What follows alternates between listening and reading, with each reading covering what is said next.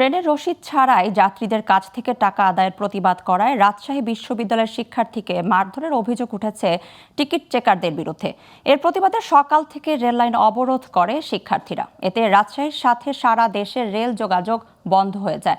হামলার শিকার ফোরকান উদ্দিনের অভিযোগ, সোমবার রাতে পদ্মা এক্সপ্রেস টিকিটবিহীন যাত্রীদের কাছ থেকে রসিদ ছাড়া টাকা আদায়ের প্রতিবাদ করলে টিকিট চেকাররা তাকে মারধর করেন।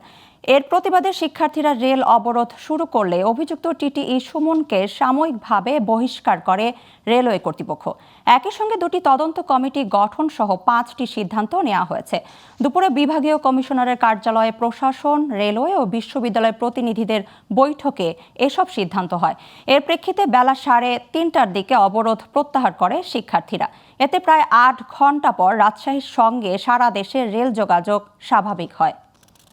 বিভাগীয় কমিশনার অফিস থেকে একটা আলাদা তদন্ত কমিটি, রেলের জন্য তদন্ত কমিটি, সেগুলো করবে। রাজশাহী বিশ্ববিদ্যালয়ে একটা আন্তনগর ট্রেনের স্টপেজ তৈরি করা, এগুলো নিয়ে বহু পর্যালোচনা করে টাইমিং শিডিউল বিবেচনা করে আমরা 3টা ট্রেনের স্টপেজকে বিবেচনায় আনতে পেরেছি। এই প্রতিশ্রুতি ওখানকার যারা আমরা ছিলাম তারা সরকারের সঙ্গে পরামর্শ করে কথা বলে সেই দাবিটা, শিক্ষার্থীদের দাবি পূরণ করা হবে অচিরেই।